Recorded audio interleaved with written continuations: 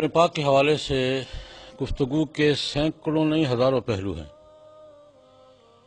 میں صرف ایک پہلو پر آج گفتگو کرنا چاہوں گا کہ قرآن پاک ہدایت کا ذریعہ تھا، ہدایت کا ذریعہ ہے اور ہدایت کا ذریعہ قیامت تک رہے گا۔ قرآن پاک نے اپنا تعارف اسی ٹائٹل کے ساتھ کروایا ہے۔ اعوذ باللہ من الشیطان الرجیم، بسم اللہ الرحمن الرحیم، الف لام میم، ذالک الکتاب لا ریب فیہ ھدی للمتقین۔ یہ ہدایت کا ذریعہ ہے، ہدایت کا سرچشمہ ہے۔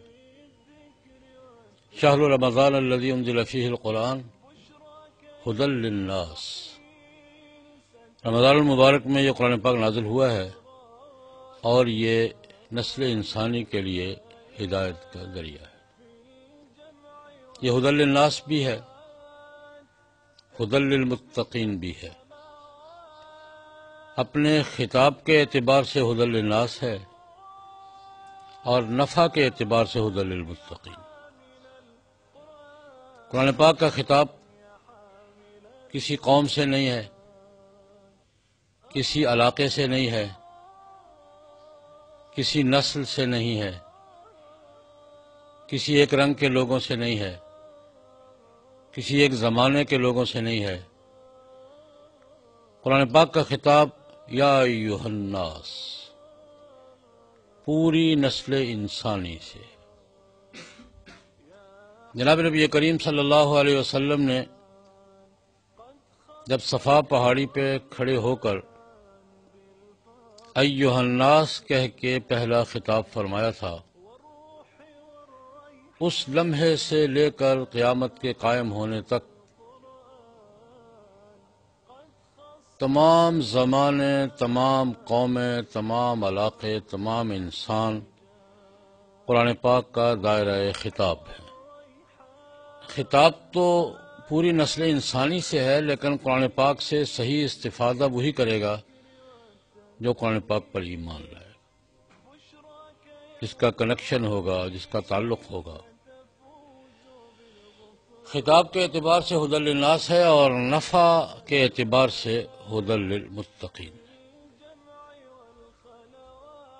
قرآن پاک اپنے ابتداء اور آغاز کے زمانے میں بھی ہدایت کا ذریعہ تھا اور آج بھی ہے اور قیامت تک رہے گا۔ صحابہ کرام رضوان اللہ علیہم اجمعین کی ایک بہت بڑی تعداد ہے جو قرآن پاک سن کر، قرآن پاک پڑھ کے مسلمان ہوئی۔ سب سے بڑی مثال امیر المومنین حضرت عمر بن الخطاب رضی اللہ تعالیٰ عنہ ہیں۔ حضرت عمر رضی اللہ تعالیٰ عنہ کو قرآن پاک نے مسلمان کیا ہے۔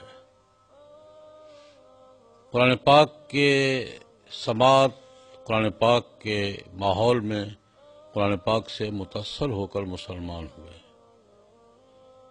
گھر سے جب نکلے تھے تو تلوار ہاتھ میں تھی اور جناب نبی کریم صلی اللہ علیہ وسلم کو شہید کرنے کے ارادے سے نکلے تھے۔ راستے میں اللہ پاک نے کانٹا بدل دیا۔ ہمشیرہ محترمہ کے ہاں گئے، لمبی تفصیل میں نہیں جاتا۔ وہاں قرآن پاک سنا، وہی کلمہ پڑھا اور پھر ایک مسلمان کی حیثیت، گھر سے قاتل کی حیثیت سے، قاتل کے ارادے سے نکلے تھے اور جب حضور کے دروازے تک پہنچے تو مسلمان کی حیثیت سے دروازہ کھٹکھٹایا۔ یہ قرآن پاک کا اعجاز ہے۔ آج بھی قرآن پاک دنیا بھر کے لیے ہدایت کا ذریعہ ہے۔ یہ الگ بات ہے ہماری پوزیشن کیا ہے، ہم کیا کر رہے ہیں، ہمارا رول کیا ہے، ہمارا کردار کیا ہے، یہ الگ مسئلہ ہے۔ لیکن قرآن پاک اپنا کام آج بھی کر رہا ہے اور ہمارا محتاج نہیں ہے۔